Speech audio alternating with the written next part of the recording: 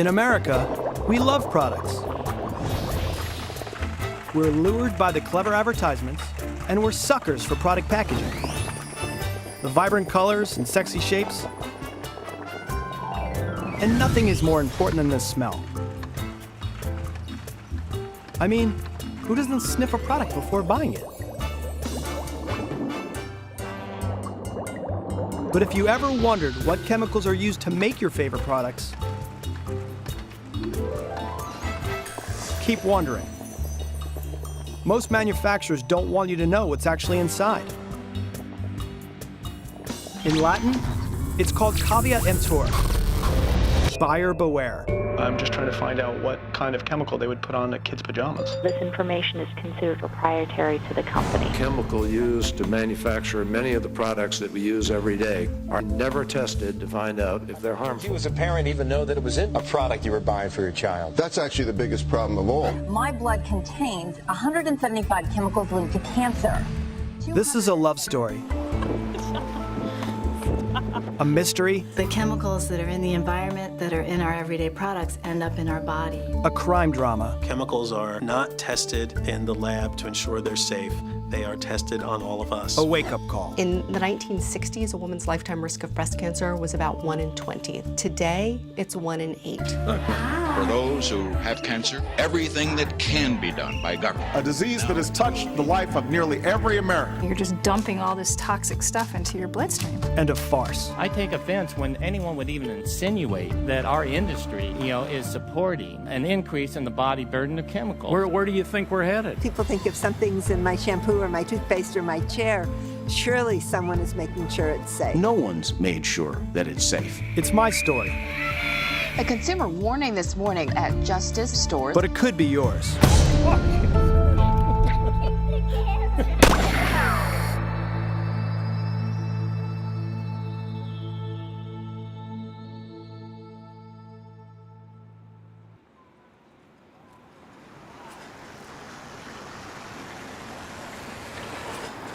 Now, this is no toilet, but there's a lot more tree here.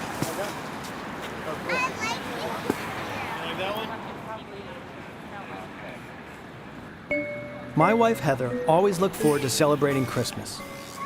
She loved the tradition of it. The lights, the music, the food, and of course the gifts. And somehow she knew exactly what our girls would want.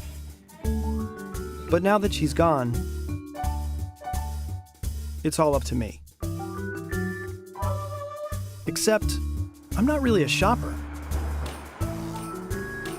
So I started looking where any dad would. Online. I thought they'd love the pajamas I ordered from a store called Justice. And they did. Until they took them out of the package and smelled them.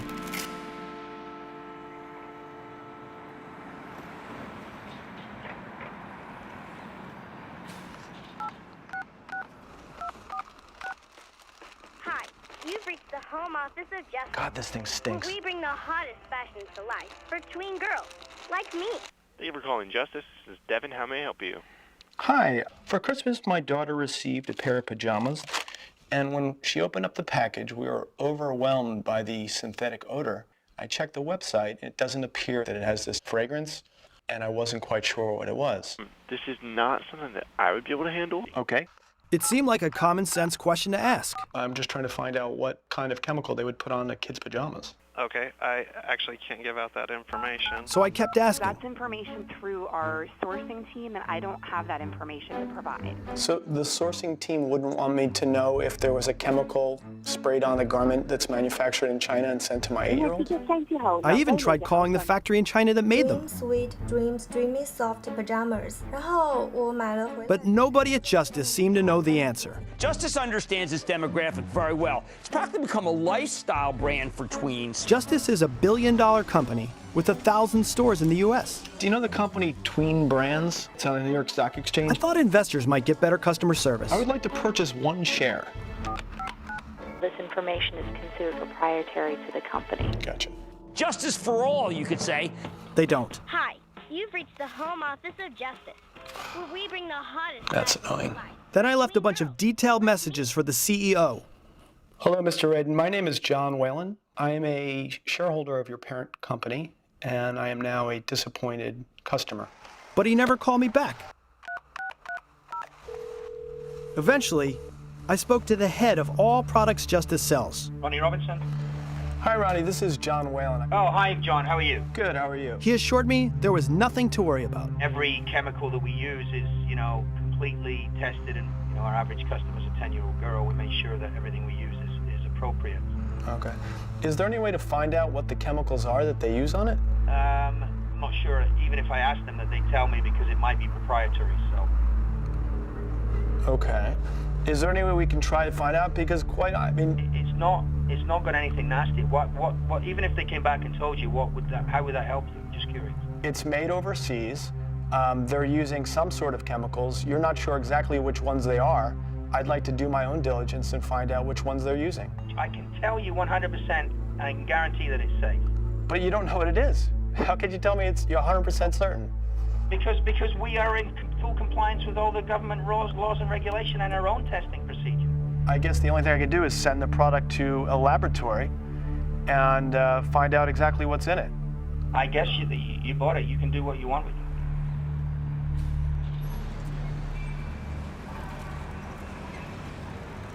You want apple or pear in your lunch? Sophie? As the girls and I settled down into our New Year routine, I missed my wife, Heather.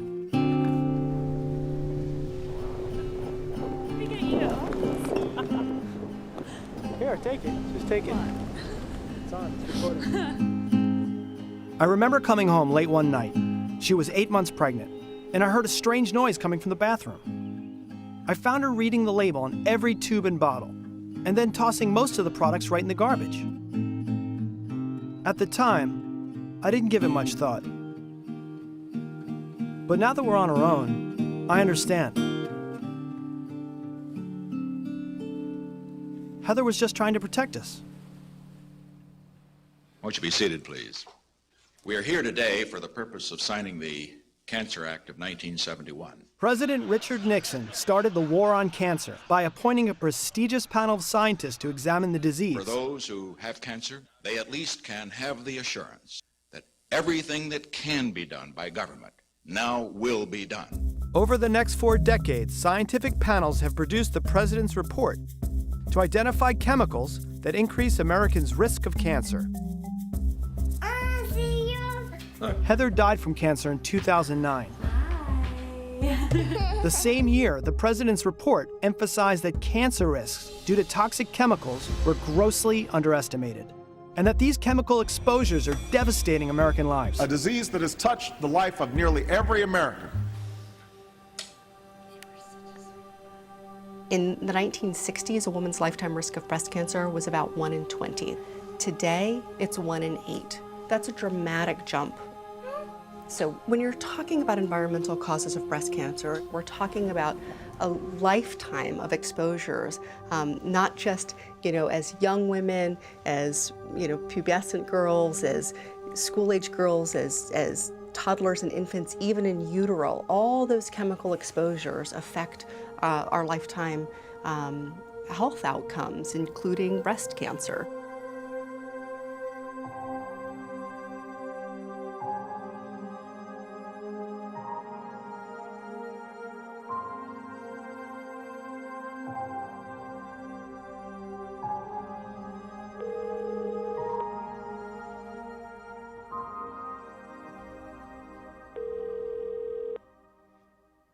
Thank you for calling the Consumer Product Safety Commission.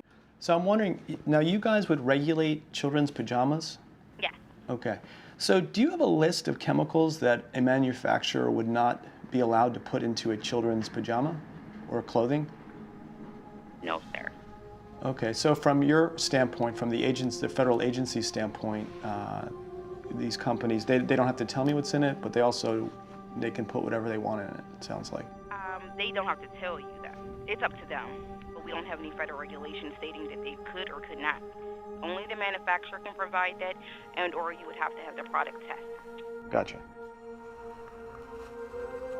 Heather tried to avoid buying products with harmful chemicals, and that's all I was trying to do. Justice wouldn't tell me what chemicals were used in the pajamas to make them smell. So they left me with no other choice but to send the PJs to a laboratory for a chemical analysis. One way or another, I was going to find out what makes these pajamas stink. Scent is way more powerful than people in our society understand as a signal to us as consumers, and we are often manipulated by those signals. The reason most cleaning and personal care products don't list all of the details of what's in any of these products is because they don't want you to know what's in there. We've all probably turned the bottle over and read the label, but one big loophole in that labeling law is fragrance. They don't have to list their ingredients. So whether you're holding a perfume, a cologne, shampoo, shaving cream, whatever the product is, normally the fragrance components aren't disclosed. And that can be a mixture of even hundreds of different chemicals hidden in that one ingredient. They're scared of consumers learning that they're purchasing a product that has a toxic or carcinogenic ingredient. They're trying to avoid the consumer backlash that would come if they were transparent. So it could be that that fresh-smelling scent is making us sick. A Freedom High School student is rushed to the hospital for emergency treatment. The school's principal says the student suffered an extreme allergic reaction to Axe body spray, a popular body deodorant known for its provocative commercial. Unilever is one of the largest food, beverage, and personal care companies in the world. And its Axe brand is the leader in personal care products for men. Actually, few men use it. But Axe body spray is the leading scent for boys in middle school and high school. The company website claims Axe is the #1 scent that helps guys get the girl. I think they see those sexual commercials and they're like, oh yeah, I'm gonna get all the ladies using this stuff. And I've talked to a lot of girls in my school. They all say it smells like crap. Brandon Silk is your typical high school freshman, except he doesn't use Axe body spray. If he did, he could die. When I smell Axe, I smell an underlying smell. My body feels like it's basically shutting down, and I pick that out immediately. I have become a bloodhound. Brandon had to quit school after going into anaphylactic shock 3 times in 1 week. The third time it happened, my throat was so swollen, you couldn't even fit a straw down my throat, and that scared me completely because I knew I was that close to dying. We've tested other sprays on me, but with Axe, it's the only one that's doing this to me. You know, it just goes on and on. Here's his records from Children's Hospital. They had to use an EpiPen on him. I mean, you name it, it's all in here. For over a year now, Brandon's mother, Rosa, has been pleading with Unilever to disclose the fragrance ingredients in Axe so she can protect Brandon from whatever's causing his deadly allergy. Unilever basically said this is not our problem, in not so many words. It's proprietary, and that's something that they don't have to disclose. Now, Brandon's doctor wants to do another test to try and isolate his allergy, but that could send Brandon back to the emergency room. I don't want to have to get rushed back to the hospital again. I know. It gets worse every time. I know, but you've been away from it for a little bit now. Let this sink in because I don't know what to do. You know, what ingredient is in Axe? Well, I don't know what type of proprietary information could be more important than the well-being of a child. I really don't know. But I think if they wanted to really help, I think all the information would have been disclosed. I mean, we're still back at square one and there's still no answer. So I feel your frustration. Can we get off this topic, please? Okay. I'm sweating and I don't want to... All right, give me a hug. Give me a hug. Because Unilever won't disclose the ingredients in Axe, the Silk family can't avoid buying products that may contain the same chemicals causing Brandon's allergy. I'm already smelling things. Yeah, what do you smell? I'm smelling that, and I'm smelling that. Alexandra Zissou helps people transition to a healthier lifestyle. This is a fragrance disaster. This gives me hives. Reach under your kitchen sink and take your cleaner or your soap out. Ooh, Mr. Clean, original fresh scent. You may see the word fragrance, so you think that the ingredient is listed. Ooh, appleberry twist scent. But as it turns out, fragrance is made up of a bunch of different chemicals that are alarming. Throughout the average American home, almost all consumer products contain fragrance. And the formula is government protected as a trade secret. Double Dutch apple, apple and lemon peel, totally twisted wild cherry twist, Brazilian carnival, wacky melon, meadows, and rain. You're eating fragrance, you're wearing fragrance, you're washing your hands with fragrance again. Women and teen girls typically use up to 20 products a day. Men and boys, Jay, wow. about half that. Oh, that's the girl from the Jersey Shore. And hidden ingredients in these products have been linked to a variety of adverse health issues. Oh my God. You're blowing your nose with fragrance. From asthma and obesity to infertility and cancer. I would just have a giant garbage pail and I would just take all this shit out of here. The sooner you get rid of this in your life, the better. Part of my personal resistance to artificial scents is that my mother growing up was I think she has an allergy to some of the chemicals they use in order to disperse them. For certain fragrances, they're really, really strong, and sometimes it just gets really bad with my nose. So kind of like allergies. Why do I wear cologne? Well, besides the fact that, it's just got these enormous strengths in attracting women. What do you think about guys who wear cologne? It's kind of like actually an indicator that someone's trying too hard. Right. But yeah. It's like a second agenda? Yeah, it's like I spray this on myself and therefore I must get laid. Any idea what's inside fragrance?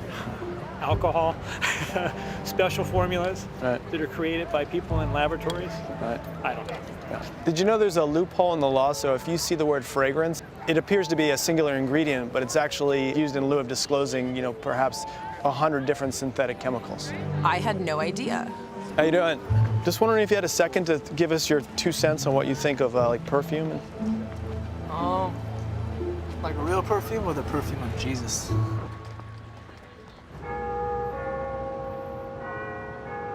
Fragrance, I would say, is to the nose what music is to the ears. It's exactly the same. Wow. Christophe Laudomil designs fragrances not only for people, but for clothes, products, even environments, like the scent used exclusively in Abercrombie & Fitch stores.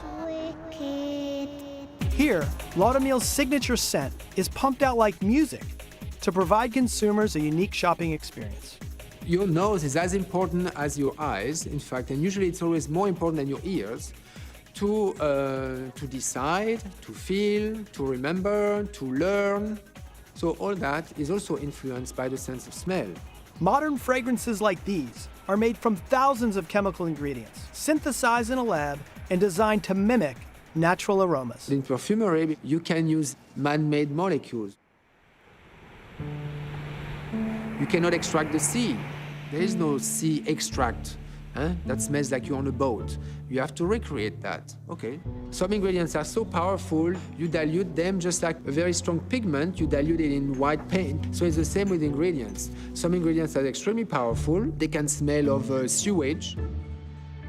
But then if you dilute it, the same ingredient, it will smell of hazelnuts.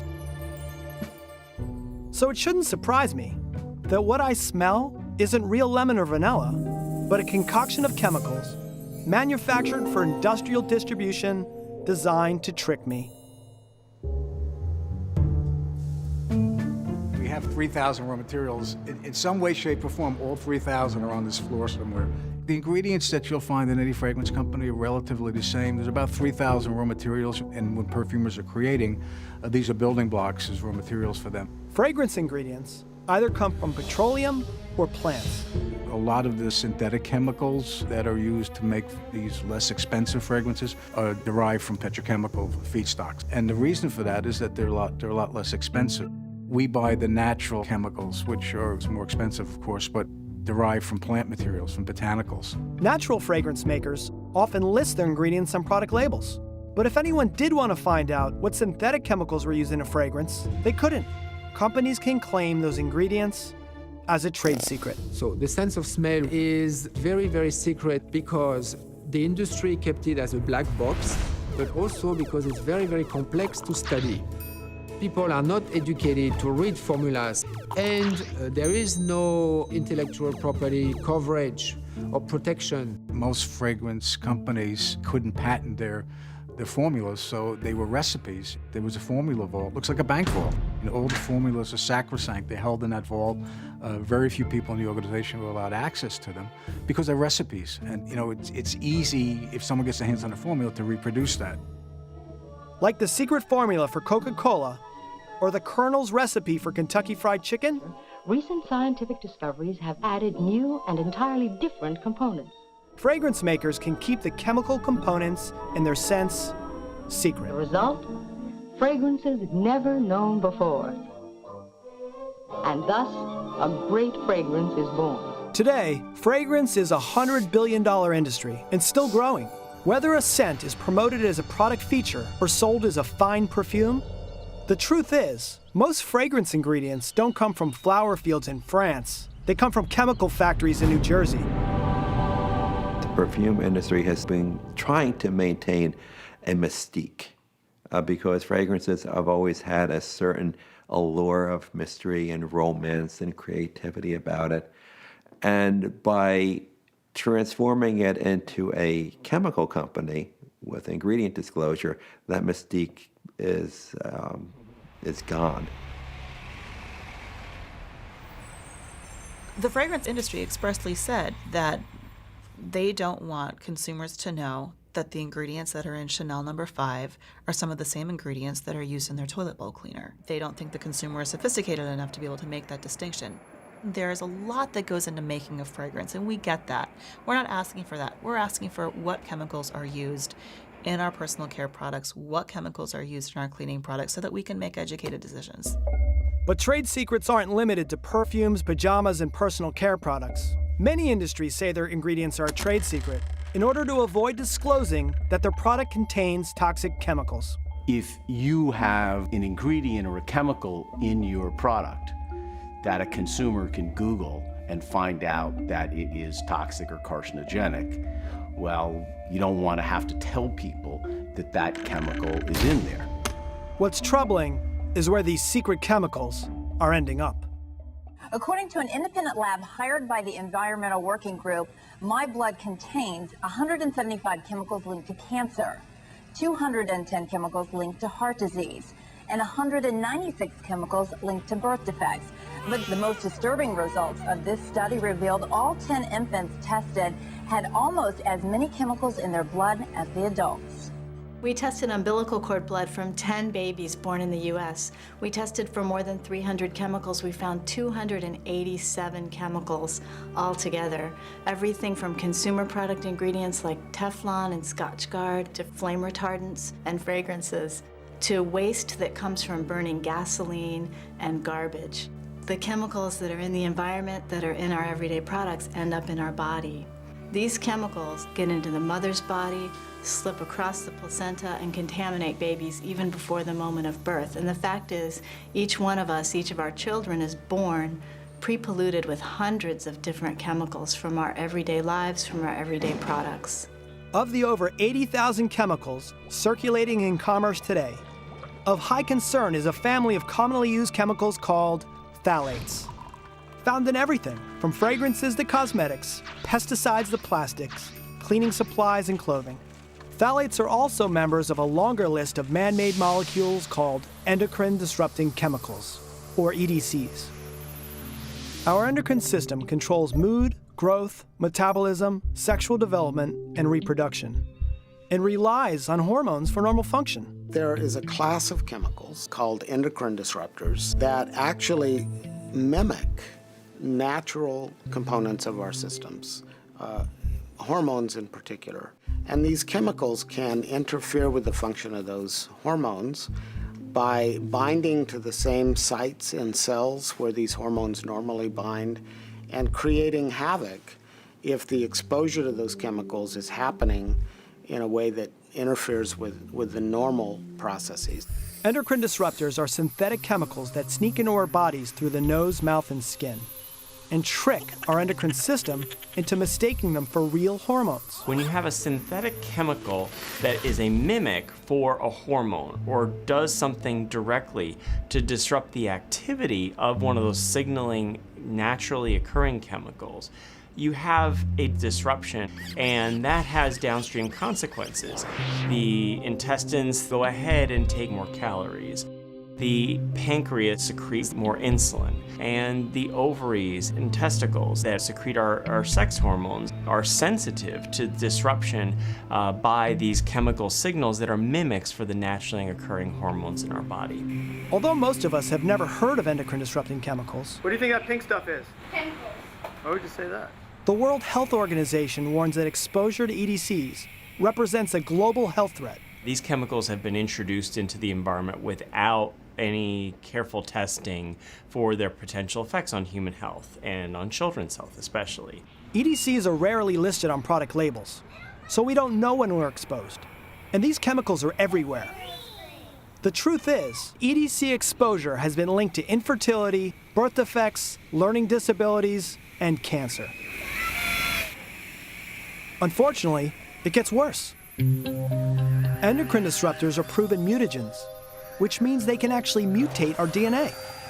What's troubling is that endocrine disrupting chemicals can lead to changes in the chemical signals on the DNA molecules themselves that tell the body to turn off or turn on certain genes.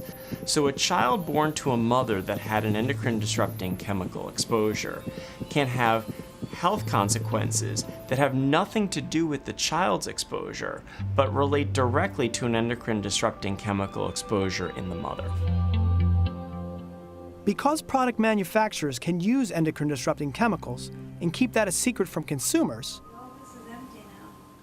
they will never be responsible for any negative health outcomes in the future. I think she just moved a little.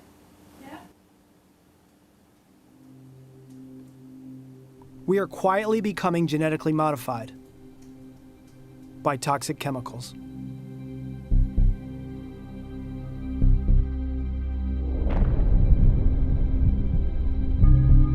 The chemical industry has always wanted to hide information about harm from its products from the public, but also from government regulators as well. And it's very hard to tease out, once these are in the environment, what's causing our health problems, because we're exposed to so many different things. We've been in dialogue with the fragrance industry, with the cosmetics industry, with the cleaning products industry, who are saying we don't want to disclose our ingredients because we don't think there's a problem.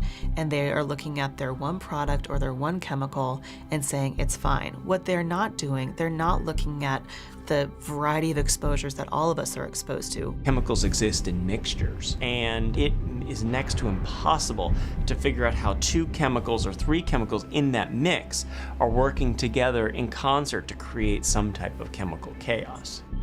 The rise in autism, the rise in breast cancer, the rise in reproductive problems, the rise in certain childhood cancers, the increase of diabetes, obesity, cardiovascular disease, all have to be due to environmental factors.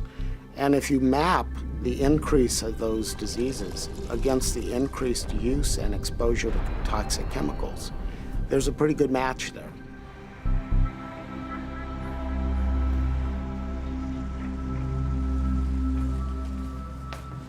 When the chemical analysis arrived for the pajamas I bought from Justice, I was curious whether my instincts were right. Could there be toxic chemicals hidden inside? I called the chemist to decipher the report for me. We looked at things that the EPA considers to be potentially problematic compounds. Okay. In your case, there were 2 phthalates, and of all the phthalates, the one that's the most problematic potentially is this one that's bis-2-ethylhexyl phthalate. These phthalates are endocrine-disrupting chemicals and can be especially harmful to young girls, even at minuscule amounts. More concerned about it than any other phthalate out there. But he also found something even more alarming. Then, in amongst all those, there's compound 6. This tri-2-chloroethyl phosphate is in fact a flame retardant called tris flame retardant. It's listed as a potential carcinogen. A form of tris flame retardant was banned for use in children's clothing 30 years ago because it can cause cancer.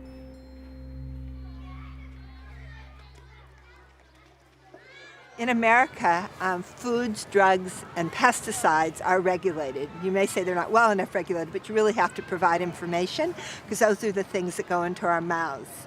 Other chemicals like flame retardants are not regulated. There are not really health requirements, but they go into our bodies the same way. Dr. Arlene Bloom is an expert on flame retardant chemicals. Her landmark studies help get one form of the chemical out of kids' sleepwear. Back in the 70s, all baby pajamas were treated with brominated tris. And we found that it was a very strong mutagen. It changed DNA. But industry likes to keep things as similar as they can, so they replaced brominated tris with chlorinated tris. And we ran more studies. It also changed DNA, and chlorinated tris was removed from children's pajamas. Up until the 1970s, most home fires were caused by careless smokers. In response, government regulators asked the tobacco industry to come up with a self-extinguishing cigarette. They did, but there was one problem. It changed the taste. So Big Tobacco went to Big Chemical with a big idea. Why not change the couch and the mattress instead? And the flame retardant industry was born. Manufacturers infused these chemicals in everything, from furniture to electronics and children's products, including pajamas. The truth is, 7 billion tons of flame retardants saturate the industrialized world every year. On average, the typical home is doused with 4 pounds of this stuff. And today, kids have 5 times more of it in their bodies than their moms. You know, I've heard statements, if even one life is saved, it's worth putting these chemicals in their products. There's a mountain of science showing harm. On the other hand, when you talk to government regulators, they don't know this. Since the president's recent report on carcinogens warned us about the link between chemical exposures and cancer, consumers are faced with a dilemma. On the one hand, the government urges us to avoid chemicals that cause cancer and birth defects. But at the same time, corporations can put products on the shelf that contain these harmful chemicals, and they don't have to tell us. And what we don't know can hurt us. Most people don't quite realize that chemicals that are used in the products that you buy, that you take into your home, are not really regulated by the federal government. I think most people think there is something like the FDA model for drugs for the chemicals that are in consumer products, but that's basically not true, and that's by design. When I go shopping in a store, I assume that if the product's on the shelf, someone's made sure that it's safe. That if a product was dangerous, toxic, carcinogenic, wouldn't be allowed to be sold. And that's a fundamentally inaccurate assumption. No one's made sure that it's safe.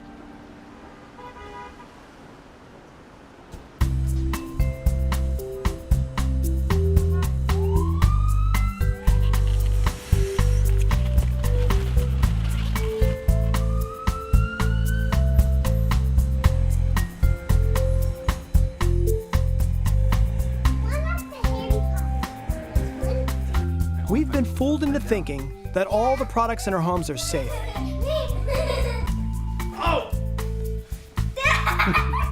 But how many of these invisible molecules that we put in our mouths, breathe in, or rub on our skin are harmful? I'm trying to do the right thing for my kids. All right, let's get ready for bed, ladies. But because companies are hiding what's in their products, I can't. Come on, you little rascal. I'm not here. All right, I'm gonna turn your light off. Even though my daughters are healthy now, there's no way of pinpointing what factors are behind any adverse health outcomes in the future. It's dark in here. All right, so time for bed. Lights out. I love you.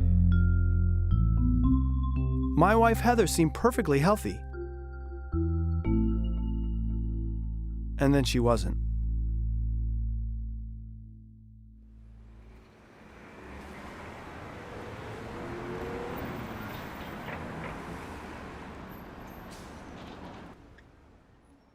After Heather died, the girls and I loaded up the van and hit the open road. It was the quintessential American experience. But more than that, the road trip helped us through our grief and into the next chapter as a family. One without Mom.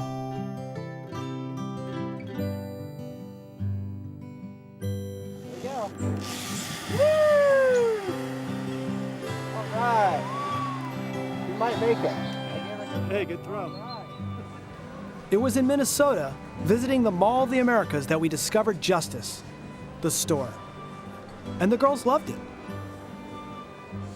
I wonder what would have happened if I had picked up a product at Justice and saw a label that disclosed all the chemicals contained inside. Just lead in here. I wouldn't have bought it.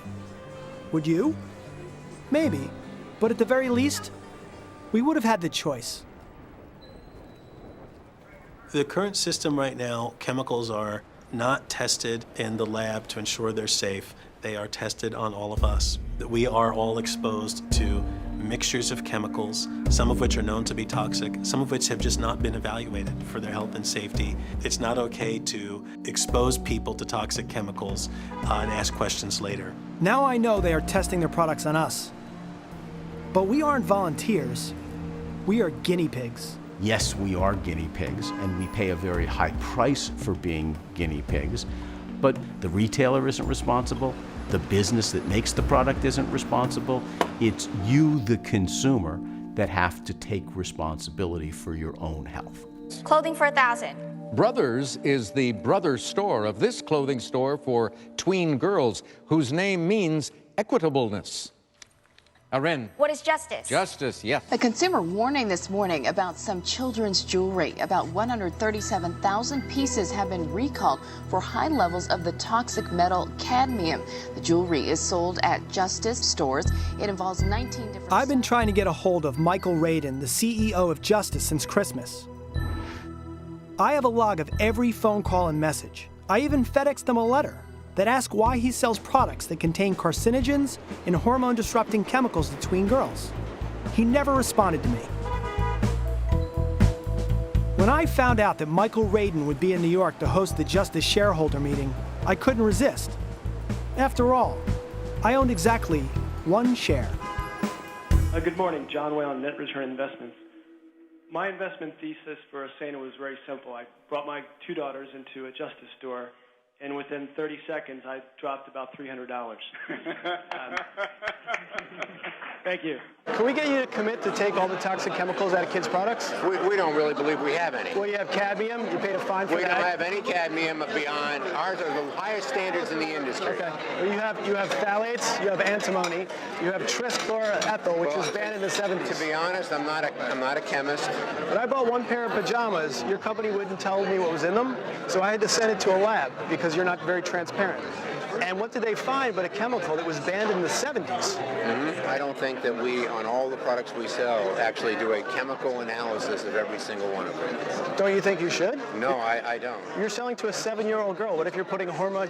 I can't solve your issue at the moment. If you could solve it because you could do the right thing and you could disclose all the ingredients that are in the product. We think we're doing the right thing. But you're not disclosing all the chemicals. And who is? It's not just corporations that don't want us to know what chemicals are hidden in our products. Thank you for joining us during our beauty report here at HSN. I'm so glad you're tuning in, especially if you're a woman. This is a very, very important segment that we want to share with you. Ambassador Nancy G. Brinker is joining us. She is the founder and CEO of the Susan G. Komen Foundation. And you are Susan's sister. Right. Susan G. Komen for the Cure, the largest breast cancer foundation in the world, commissioned a perfume, and it's called Promise Me. And you'd always imagine what pink would smell like. This is what pink, the color, would smell like. Komen didn't get into the specifics of the chemical formulation of their perfume.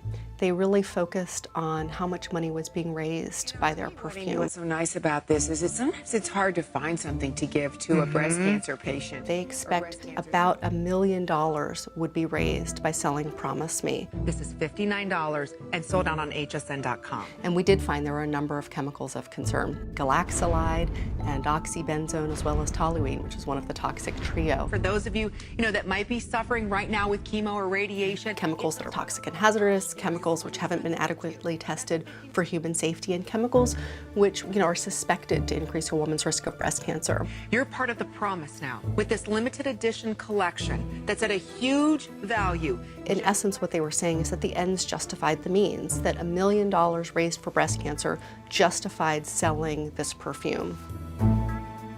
These companies can make their products more cheaply if they use more toxic ingredients and they don't have to disclose those ingredients. But I, as the consumer, have to pay the price of being exposed to those toxic chemicals. There's a direct connection between the lack of transparency, the economics and the profits of many of these companies, and the costs that get shifted to us as consumers.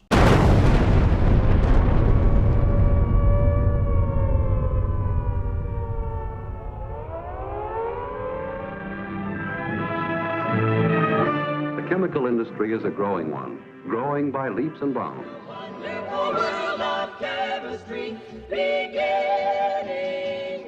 Since World War II, we've seen an uptick in chemicals in our everyday consumer products. This whole better living through chemistry that happened in the 1950s. Everything in the world, is made up of molecules, and some of the most useful are those that form versatile plastics, like Allothon, Delrin, Lucite, Teflon. Here's what we need.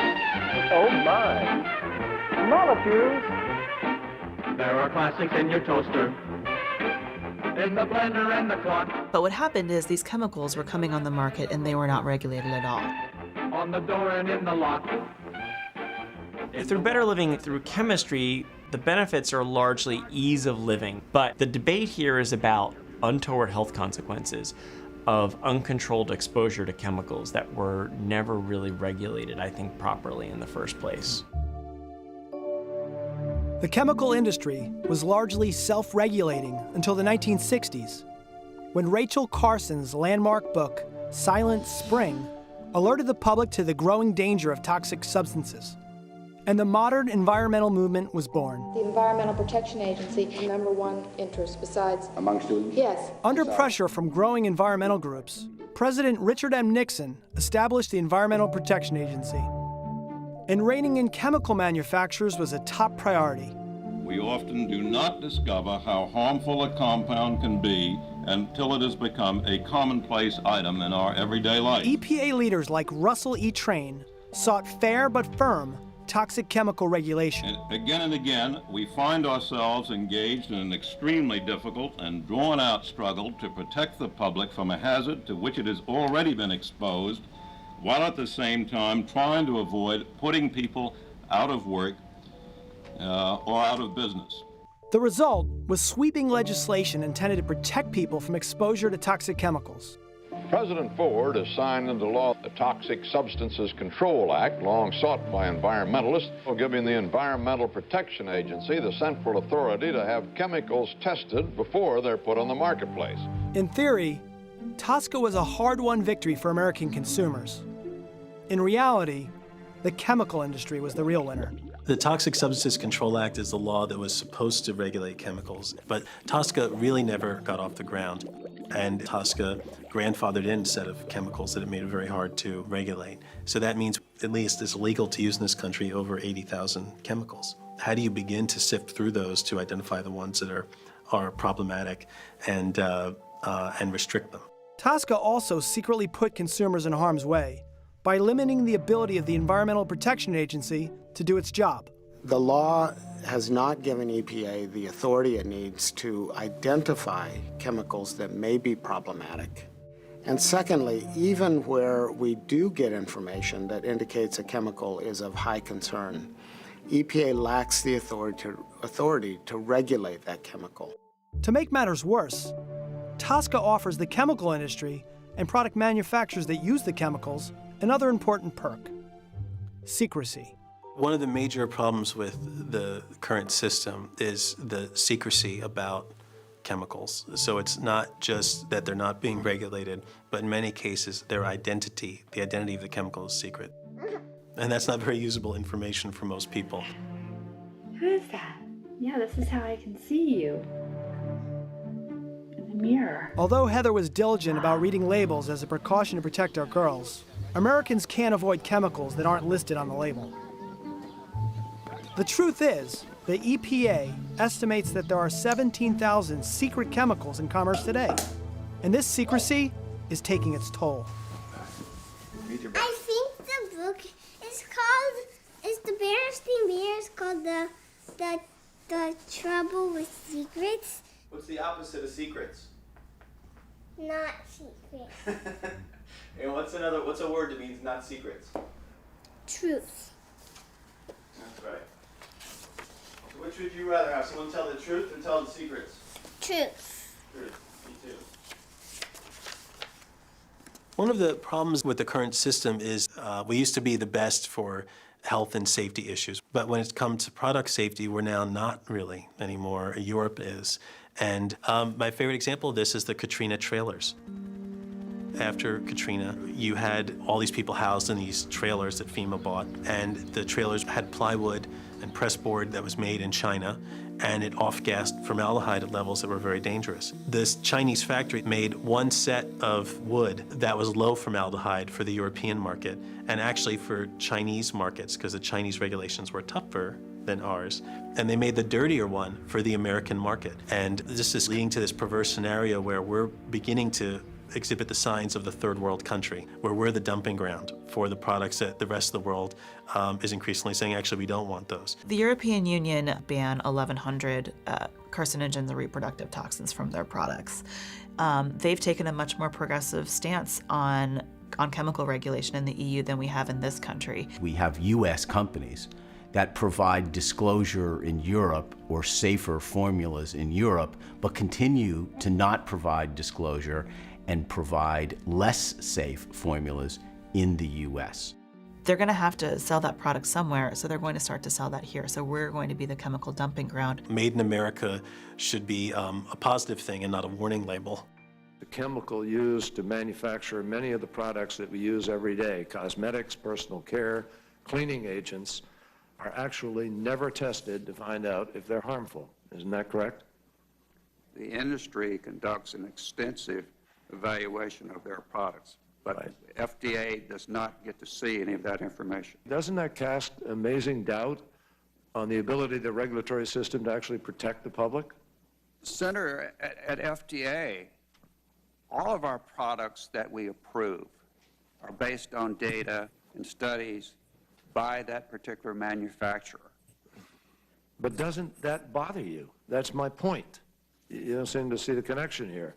Senator, as studies become available to us, we at FDA apply Studies from whom become available? Whoever.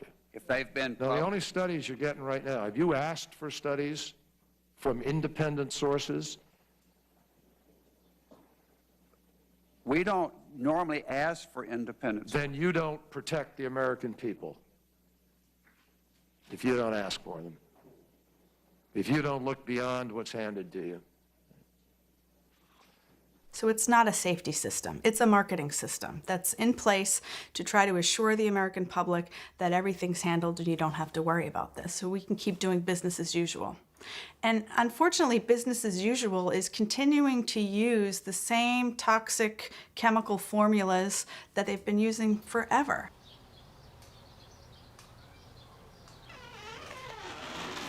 Brandon, you gotta get up for school. It's gonna be a great day. Even though his allergy to Axe body spray has fundamentally changed his life, Voice message received. Brandon Silk is determined to go back to school. This is Mr. Laporta, principal of Freedom High School. We welcome back to school Brandon Silk.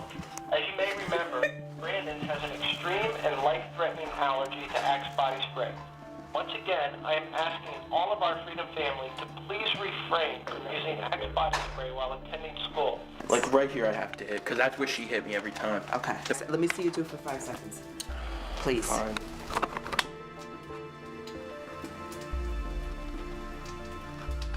Okay, where's that one going? This is going to the nurse. Okay, I'm ready.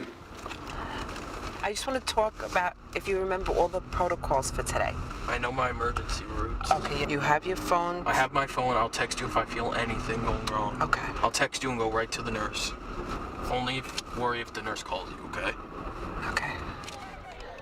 Freedom High officials have designed a battle plan to help Brandon avoid a potential gauntlet of axe-stinking teenagers. Well, it's my first day. Brandon? Mom, there's kids. Ow! Get off! But no matter how careful he is, he could end up back in the hospital.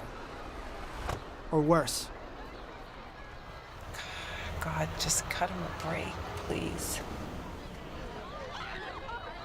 Pinpointing an ingredient that's not listed, I mean, that's where the frustrating part is. Are they hiding something? I don't know. I mean, I think it makes it look worse for them not disclosing the fragrance ingredients, because to me, it's like, what are you hiding?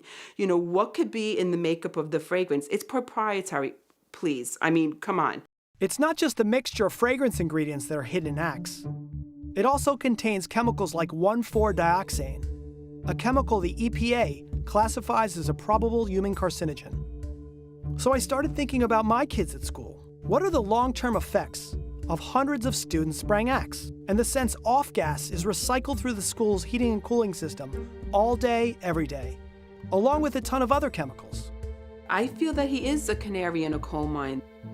I don't know what the future brings, and I don't want anything bad to happen to him, I don't want his future to be filled with question marks. In spite of Rosa's and Freedom High School's best efforts to discourage his classmates from wearing Axe, Brandon's first date didn't go as planned. So I had a meeting with my principal, and on the way in, I smelled a kid wearing Axe, and instantly I started to feel my throat start to close, and I had to get stuck with the EpiPen and be rushed to the hospital. We have a health epidemic, whether it's allergies or asthma or cancer, and people are starting to wonder why. What is the connection between the products we use, the chemicals in our environment, and our own health? Thank you for calling Tide. Hi, I read an article online yesterday, and it said something that it has a chemical in it called 1,4-dioxane that might cause cancer. I just wanted to make sure that is not true. It's not something that we add to the product, okay? It's something that's in the product. And it... Could you tell me who adds it then? Pardon me? You said you didn't add it. I was wondering who does add it. It's in all of the ingredients. You know what I mean? No, I don't. Okay. How can I say this? If you do 1,200 loads of wash a day, it's still at the safe level. But everything causes cancer nowadays. You know what I mean? Right. I'm just trying to avoid those things that do cause cancer. Does the FDA have the authority to ensure that products like bubble bath or baby lotion is free from toxic chemicals like formaldehyde before they hit the shelves? There is no pre-market approval requirement. If the FDA believed that the level of formaldehyde was harmful, could it require a recall of that product from market shelves? It could not under current law. If a company decided to include arsenic as a component of a face cream, would they even have to notify the FDA first? It would not. If the arsenic was used as a component of a fragrance, would the company be required to list arsenic on the product label? As a component of a fragrance, it would not. That would come, I think, as a shock to most people, because everyone assumes that they can turn the box around and see what's in it. But the FDA does not have the authority to require that to be disclosed to the public. And I think therein lies the problem. With so little regulation and free reign to use whatever ingredients I wanted in a product, I thought I'd make my own signature scent. Its top notes open with a burst of carcinogens. Its middle notes are a hormone-disrupting mixture of phthalates. But my secret sauce really makes this scent pop. It's perfectly legal to use all these ingredients, and consumers will never know. They'll just see the word fragrance on the label. The FDA guidelines haven't changed since they were enacted in 1938. In fact, the FDA only recommends that manufacturers fill out a voluntary application to register the scent with the agency. Listing fragrance ingredients is also optional. But the truth is, few, if any, manufacturers volunteer this information. Because if anything bad happened to someone using a product, the consumer would have to prove that that product was the culprit. Until then, we manufacturers are all innocent until proven guilty.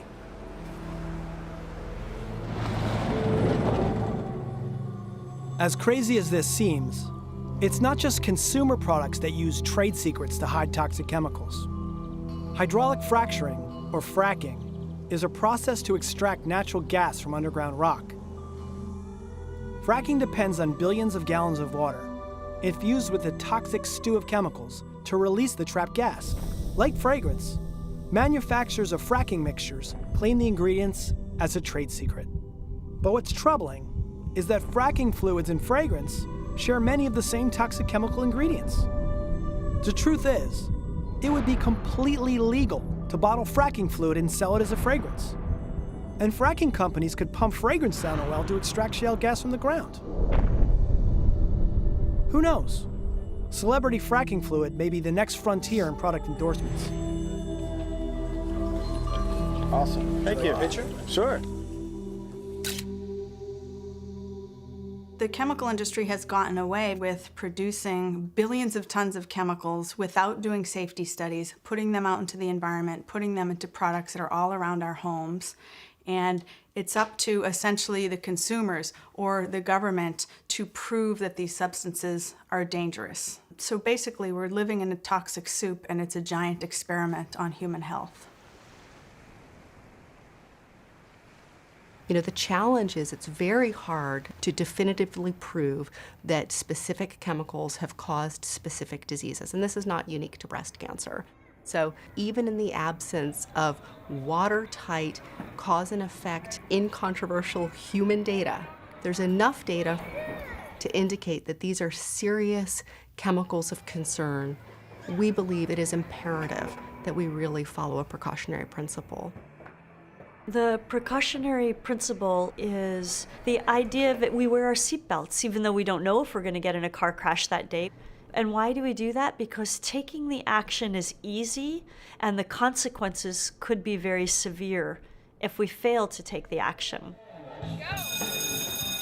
But with toxic chemicals, we keep being exposed until we're certain that it might cause harm. That means waiting for data, and those data are body bags. They're sick people, they're dying people, they're people that have birth defects or learning disabilities. That's not science that we want to be waiting for while we continue to be exposed to toxic chemicals. Most industrialized nations use the precautionary principle to protect its citizens from toxic chemical exposures. Even many developing nations follow a precautionary approach. Egypt upheaval, President Mohamed Morsi ousted in a military coup. In fact, shortly before being overthrown, Egyptian President Mohamed Morsi enacted a ban on some endocrine-disrupting chemicals. But here in the United States, our federal system takes a different approach to chemical regulation. Members of the Senate reject the precautionary principle. In the case of chemicals, we use a very perverse framework. You're innocent until you're proven guilty. The question is, okay, well, how many people have to die? How many people have to get sick before the proof becomes overwhelming and inescapable? 42. And what we need is a preventative approach. You have to prove the product's safe. You have to prove the chemical's safe. And until that's proven, it shouldn't be allowed in a store. It shouldn't be allowed in a product. But we don't have that framework, and that's the framework we need. Because the federal government fails to protect Americans under the Toxic Substances Control Act, state governments have been forced to pass laws to protect its citizens from toxic chemical exposures. This trend began in the mid-1980s, when the consumers in California faced off against the chemical industry in a showdown over toxic chemicals. The result was a tough new disclosure law called Proposition 65. or Prop 65. Prop 65 prohibits businesses from knowingly exposing consumers to chemicals known to cause cancer or birth defects. They have to either reformulate the product to use less toxic ingredients, or remove the product completely from the market, or they have to put a label on the product. Coke and Pepsi saying they'll change their recipes because of a chemical that could cause cancer.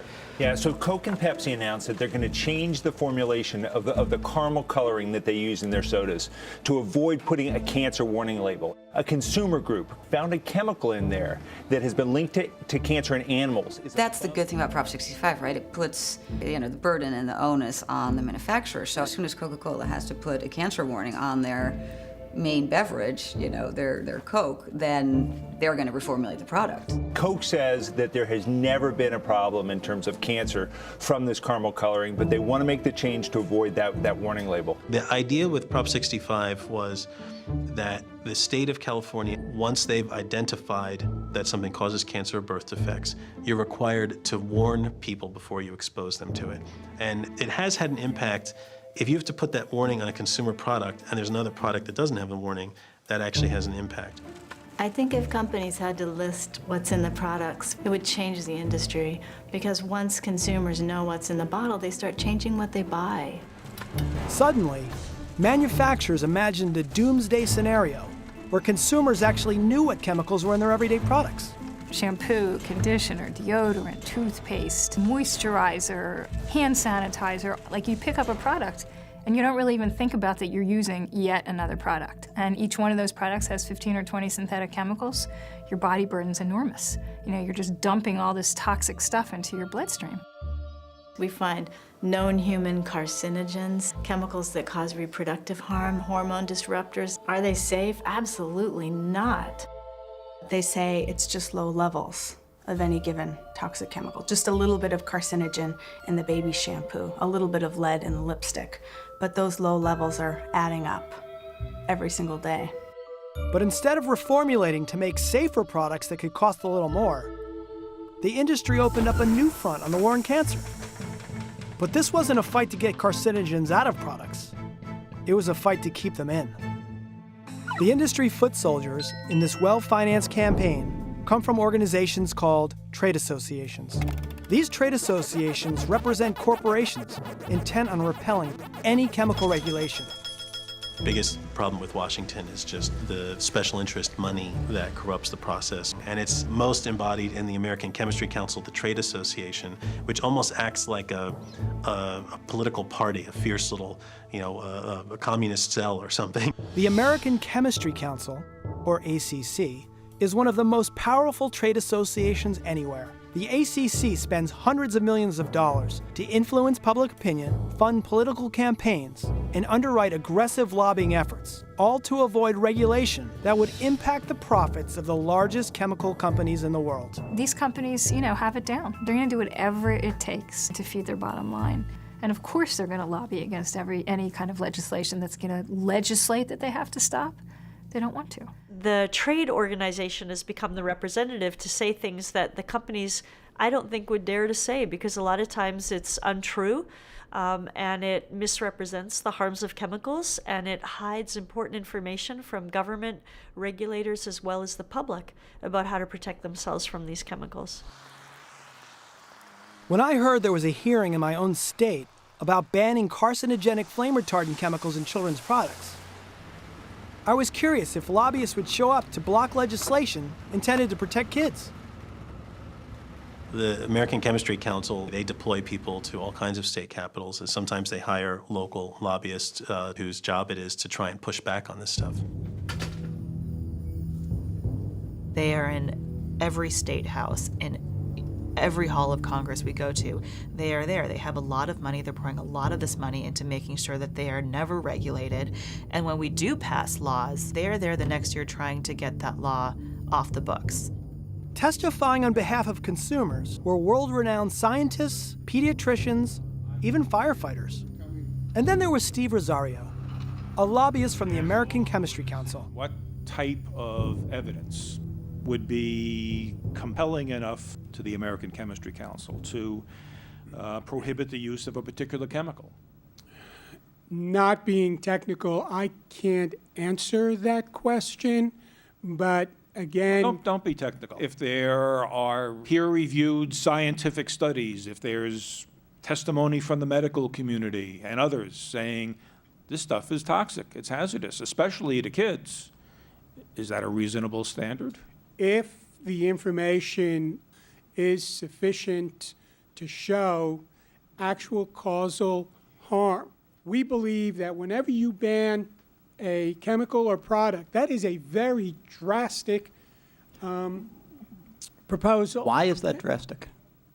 It is drastic because you are impacting way, way more than the health concerns that are being alleged against a particular product or chemical without sufficient science. You think the standard for government to ban carcinogenic substances, endocrine disruptors that people are being exposed to, that we know people are being exposed to from products that your industry is putting out there, from consumer products, should be extraordinarily high.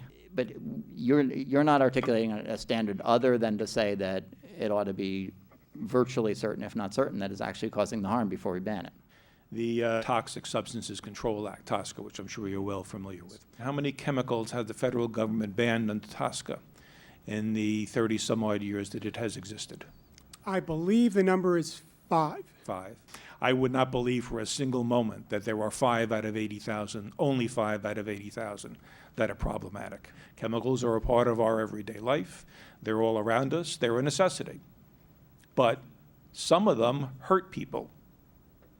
Why shouldn't we shift to a standard that says before you can use it, you have to prove that it's safe? That's the precautionary principle. Exactly. And the issue with the precautionary principle is you would never be able to prove with certainty that anything is perfectly safe. And that's why we think that our system is actually better than the precautionary principle. Lobbyists like Steve Rosario are paid to influence the political process. So it shouldn't surprise me that when he's not trying to keep harmful chemicals in kids' products, he's also running for political office. I caught up with Steve at a debate in upstate New York. He had just been endorsed by Planned Parenthood. Mr. Rosario, congratulations on your Planned Parenthood endorsement. Oh, thank you very much. Do they know you're a lobbyist for the American Chemistry Council? May I ask who you are? Jon Whelan. Nice to meet you. Likewise. But does Planned Parenthood know you're a lobbyist for the American Chemistry Council? Because you probably know that Planned Parenthood lobbies against the ACC at state capitals. So I'm wondering if you disclose that to them. I'm very proud of what I do. I've been doing it for 21 years. Are you a lobbyist? I am a senior executive. I have my certificate as a Certified Executive Association manager. Do I advocate? Yes. The American Chemistry Council and other trade associations have something to hide. What do you think about TSCA reform? You think we should have to prove chemicals are safe before exposing them to women and children? Would you be able to answer that question? I will answer no questions from someone I do not know. Business is writing the rules. Government isn't really writing the rules. It's the businesses, the trade associations, the lobbyists that write these rules. And they're not written with us in mind. They're written through one lens. What do we want to do that increases the profitability of our industry and our businesses? When we buy products, a portion of our money fuels a corrupt system, starting at the retailer, to the manufacturer, and into the pockets of trade associations. Trade associations use our money to ghostwrite legislation and hire lobbyists to bring money and industry-friendly bills to Congress that will deny consumers of our right to know what's in the products we buy. And guess who's paying for it? But there are politicians who do care that Americans are being harmed, and they're pushing legislation to protect us. You know, after a tough day of legislating on the floor of the House of Representatives, I like to come back to my office and clean up a little bit. That's why I've introduced H.R. 3057, the Household Products Labeling Act. My bill is very simple, and it's just a matter of common sense, and it's based on this simple model. People know, you buy cigarettes, there's the skull and crossbones. They know you buy a certain food, it tells you trans fats. But what they don't know is the cleaning product that they just used to scrub the floor, that their baby is now crawling on and ingesting, may be just as dangerous. Fundamental problem is that nobody knows what the chemicals are, and I think they have a right to know. All we're saying is inform them and then let them make whatever decisions they want. Another bill would prohibit the personal care industry from using chemicals that are banned in other countries. How many chemical ingredients have been banned for use in cosmetics in the United States? I think the number is about a dozen. Actually, I believe it's 10. And how many chemical ingredients have been banned for use in cosmetics in the European Union? I don't know. That's over 1,200. The Safe Cosmetics Act would require that ingredients that are found to be carcinogenic or interfere with development or cause reproductive harm would be phased out of products, that there be a list of ingredients, including the components of what are called fragrances. But no matter how reasonable the regulation or balance the bill, representatives like Leonard Lance from New Jersey must make sure they never make it into law. These products are among the safest regulated by the FDA, and the agency has strong authority to regulate cosmetics. For over a decade, Leonard Lance has championed the cause of the chemical industry out of necessity. We're off to find the elusive Congressman Leonard Lance of New Jersey. Within the boundaries of Lance's home turf are the headquarters of chemical giant BASF, Johnson & Johnson, Procter & Gamble, Unilever, L'Oreal, Revlon, and it's home to some of the largest fragrance and flavor companies in the world. In the case of cosmetics, Lance introduced opposing legislation. There's some speculation that the Personal Care Product Council, the trade association, wrote the bill, and Mr. Lance is simply the face of it. Lance's bill doesn't prohibit carcinogens and EDCs. It prohibits states from passing laws that would protect consumers using a legal concept called preemption. The Lance bill would preempt any state regulation, which I think is a very bad idea, particularly given the fact that states like California have much stronger protections for consumers, and to preclude legislation that may be passed in the future from going into effect. That's its idea, really. Simply put, a weak federal law would replace strong state laws. Congressman Lance, why did you introduce the Cosmetic Safety Amendments Act? I think it would be really a very dangerous piece of legislation that would leave consumers very vulnerable. Good morning, Congressman Lance. Wonder if you have time to talk about the Cosmetic Safety Act? The Cosmetic Safety Act? Yes. Yes, certainly, yeah. Well, I just want to know why you introduced the bill. Because I want to make sure that we have appropriate regulation. Do you think that consumers have a right to know if there's a carcinogen in a personal care product? Yes, I do. But under your bill, they would be able to put ingredients in there and not have to disclose they're in there. I want to make sure that everything is appropriately identified, and I want to work with all of those who are interested in this issue. What about the fragrance loophole that allowed people to put styrene or formaldehyde and not have to disclose that? I'm certainly willing to discuss ways to make sure that your views are concerned. Okay. Thank you. Thank you. And what is your name? My name is Jon Whelan. Where are you from, John? New York. Do you think that companies should have to prove ingredients are safe before they expose them to women and children? I certainly think that we should have a regime that protects the American people. Would you be able to answer that question? I want to make sure the public is completely protected. What was your inspiration to author the Cosmetic Safety Amendment Act? I want to work with all of those involved to make sure that the American people are completely protected. Okay. Thank you. Thank you for your time. The biggest reason why the chemical industry fights transparent and public knowledge about the hazards of its chemicals is because of liability claims. It doesn't want to pay for harm.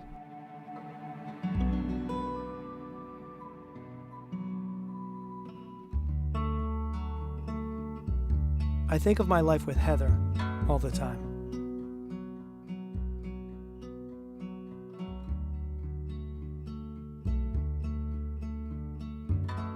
I remember one morning, while Heather was going through chemotherapy, I saw her planting tulip bulbs in a neglected sidewalk flower bed outside my office window.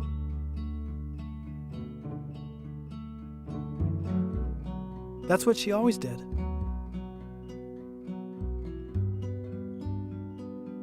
She left things better than she found them. Heather wanted the girls to remember her in an enchanted place, surrounded by color and light. So we transformed an empty studio apartment into her pink and periwinkle sanctuary, full of life, love, and hope. But we didn't get to enjoy it long enough.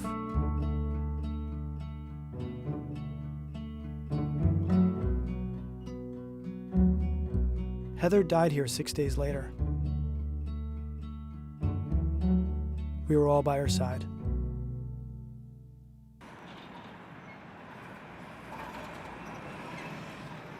The chemical industry told us that lead was safe, asbestos was safe, tobacco was safe, and now it's telling us that the chemicals in our everyday products are safe.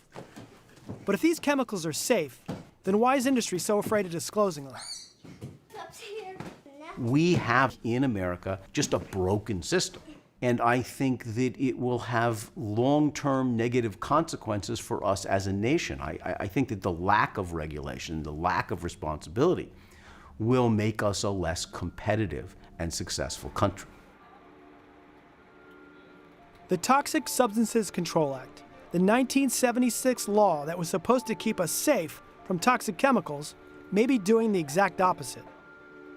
But because most Americans have never heard of TSCA, they don't realize how important it is to fix it. More and more, there's peer-reviewed articles in mainstream publications linking chemicals that are common in the economy, in your home, with health effects, health problems that are also increasing in the population. That's the major theme. Now, public health officials have brought the fight to reform TSCA to Washington. Chemicals are contributing to the burden of disease in this country, the diseases that affect millions of American families, and TSCA reform is fundamentally a solemn exercise in trying to make progress in preventing that. EPA cannot tell us with any accuracy how many chemicals are actually in commerce today, and chemicals that we were told we would never be exposed to are now routinely being found in the dust in our homes, in our environment, and even in the bodies of people living in the most remote parts of the globe. Do you agree that chemical manufacturers should have to prove through unbiased studies that their products are safe for pregnant women, for infants, and for children before they can sell those chemicals in the U.S.? If someone can't answer that question with an affirmative response, then they are putting the special interests before the health of the people. But consumers are no match for the American Chemistry Council's secret weapon. If you think that this is somehow going to create jobs in the United States, I beg you to come and visit the industry and understand how it works. Congressman Cal Dooley, a 7-term representative from California, proved himself a reliable soldier for industry. Well, thank you, Simon, and I'm once again trying to do the right thing. Marshaling bills that benefited companies like Monsanto, Conagra, and the meat industry. Genetically enhanced products are, in fact, been determined to be safe. And being industry-friendly in Congress really paid off for Cal. I really have the honor of representing over 350 food, beverage, and consumer products companies. First, as the CEO of the Grocery Manufacturers Association, Congressman Cal became Calorie Cal, and his salary was supersized. Then Calorie Cal got promoted. I'm Cal Dooley. I'm president and CEO of the American Chemistry Council. Calorie Cal was now Chemical Cal. We have a chlorine tree here. Chlorine's in this water. Chlorine's in the varnish that's on your desk. Chlorine's in the semiconductors that are in your phone. And because every product is chemicals, Cal doesn't just lobby for the trillion-dollar chemical industry. He indirectly lobbies for every industry, even fracking. We use natural gas as a feedstock. It's kind of like what flour is to a bakery. And so the chemical industry takes natural gas and it makes plastics, composites, it makes food packaging materials, it makes textiles. It goes into literally thousands of different products. When I was a kid, my father told me that people have 2 jobs. The first job is the one they tell their family about at the dinner table. And the second job is the one they actually do during the day. They want to be seen as being progressive and being concerned for safety, but really they are fighting independent scientific reviews of these chemicals. They are against the recommendations of the National Academy of Sciences, and they fight anything that would ever lead to regulating a chemical as they push even rollbacks of the few existing things that are being done that could ever lead to regulating a chemical. There's just a hypocrisy machine that they've really put in place. Even though the American Chemistry Council declined my interview request, I still wanted to witness a $3 million lobbyist in action. Are you advocating for our body burden of chemicals to go up over time? That's just a yes or no question, Cal, and then you... Well, it's a no. But it is, I'll be honest, I take offense when anyone would even insinuate that our industry, is supporting an increase in the body burden of chemicals over a period of time. Well, that's where we're headed right now. Where do you think we're headed? And that's what we are advocating for the modernization of TSCA. You say in your statement that the current law needs to be reformed. Mm-hmm. If the industry truly believes that, then you need to come forward with what you believe is necessary. This bill, with this safety standard, is a prescription to deny the U.S. manufacturers' ability to be at the forefront of innovation and creating jobs. And in terms of the safety standard that you have proposed here that we objected to, we have an alternative. As I listened to Cal's political doublespeak, I couldn't help thinking about my wife, our kids, and the 350 million Americans who are exposed to toxic chemicals every day. If your objective is to defeat legislation, if that's your objective, then I understand what you're doing. But if your objective is to get legislation enacted, I don't understand what you're doing. But it's the fundamental disagreement on the direction to go. My father also told me that when dealing with bullies, go after the biggest one. I couldn't resist. Hey, Cal, how you doing? Jon Whelan, nice to meet you. Hey, do you think that Americans should know if there's a carcinogen or endocrine-disrupting chemical in their products? Yeah, absolutely. And that's where we have our regulatory agencies and EPA and FDA that are working with all stakeholders to get that type of information. So you think it should be disclosed on the label, carcinogens and endocrine disruptors? We think that every consumer product should comply with regulations that are created by EPA. But under current law, FDA. that's not part of the regulations. Do you think they should disclose a carcinogen or endocrine disruptor on the label? We have EPA and FDA, industry, as well as consumers should rely on those regulatory agencies to make those determinations. Right. And what's the appropriate information that should be disclosed. Right. What do you think some of the main benefits for consumers of undisclosed carcinogens and endocrine-disrupting chemicals? Well, it's not, the issue is complex. It's got to be dealt with on a science basis. If a product doesn't have an exposure of any type of chemical that might pose a health concern, which is being determined by FDA and EPA, then it shouldn't be required to be labeled, which is what Congress and policymakers have determined. Don't you think that a parent has a right to know if there's a carcinogen in a product they're buying for a baby? The hearing that we're having today is basically trying to modernize and reform the law so the regulatory agencies are doing a better job. But that doesn't force the disclosure of carcinogens. People might want to know if there's a carcinogen in a product they're buying. And that's where Congress has that authority. What do you think personally? Do you think would you want to know if there's a carcinogen in a product you're buying? We want to have the appropriate information that is disclosed that pose unreasonable risks to health and human health and the environment. I like to separate the safety and the transparency issue. People have a right to know if your risk can be subjective, but whether you're transparent, that's binary. You're either disclosing it or you're not. Why wouldn't you want people to know there's a carcinogen in the product they're buying? I think that we have to place a great deal of confidence with our regulatory agencies, be they Food and Drug Administration. But how can we trust them if they don't even have the information? The FDA is not legally obligated to ask a company it regulates for a list of chemicals in their own products. FDA has information on every chemical that is in a consumer product. No, they don't. Sure they do. They do not. What about the fragrance loophole? No, I don't represent them. Well, they say it's a trade secret, so they don't have to disclose carcinogens and EDCs. No, but even on a trade secret, they have the information. Well, can we have a sit-down meeting and talk about the disclosure issue? Yeah, well, if you can work with my staff. Sure, great. Thanks, Cal. You bet.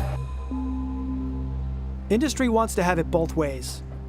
They don't want to prove chemicals are safe, and they don't want to disclose their ingredients. If they did, then consumers would see through the pretty packaging and learn the ugly truth about what's inside.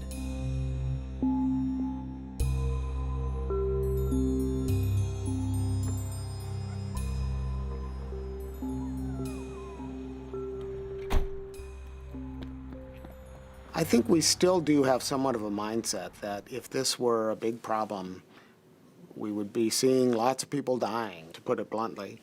In fact, the science is telling us that's a naive assumption.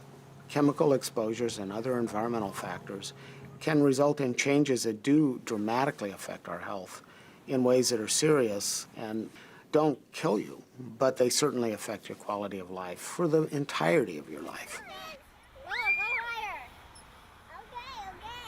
Today, we need to be sensitive to the chronic effects of chemicals, not just their acute effects.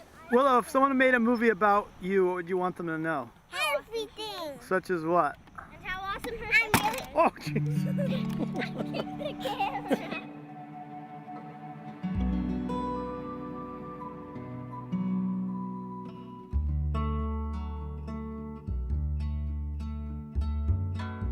We will never know exactly what caused Heather's breast cancer. And maybe it doesn't matter. But we can't rule out exposure to toxic chemicals. And when I look at our daughters, why wouldn't I do everything I could to reduce their chances of suffering from cancer or any other disease? On the first anniversary of Heather's death, the girls wanted to send her a message, and they thought balloons would be the best way to reach her.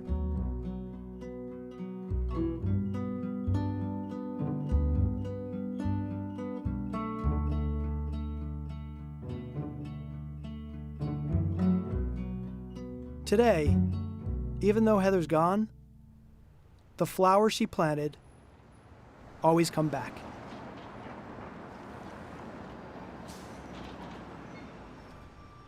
The most important thing I learned on this journey is that just because a product is on the shelf doesn't mean that it's safe. Consumers will have safer options if two things happen. One, companies disclose all ingredients in their products. And two, Congress fixes the Toxic Substances Control Act so regulators can get the chemicals of greatest concern off the market. But as long as the chemical industry resists calls to prove chemicals are safe, Americans' body burden of chemicals will escalate. We must act now. Our system to regulate chemicals stinks. We know that chemicals are contributing to the cancer incidence in this country, to the incidence of learning disabilities, to the incidence of infertility. And if you could restrict the chemicals that contribute to it, you're taking a hunk out of the suffering of chronic disease in this country. You're taking some amount of it down, and that's a worthy goal. If we actively screened these chemicals for their potential health effects, we could do so much right away. We're talking probably about 1% to 2% of all chemicals in wide commerce that are of greatest concern. I think for some families, the wake-up point is when someone becomes sick. And it's why it really takes a holistic approach where we're making different personal choices, companies are doing a better job, and we're getting better policies in place. It's just amazing how much difference we can make by not taking this stuff in our own homes. And it's great common sense to exercise precaution. I mean, how can you not? Once you learn this, you can't unlearn it. I believe this is a fight that we're going to win. It's the direction that many companies are already going. I think to get people to wake up is getting out as much information as we can. And as long as we can hit critical mass, then change happens.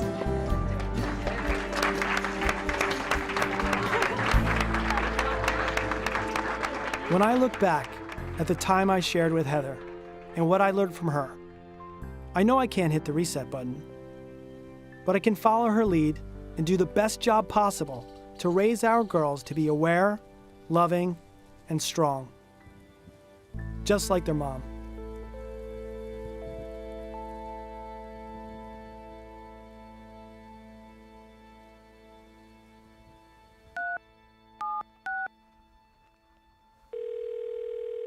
Thank you for calling Aeropostal.com. How may I help you today? I have a product question. Okay.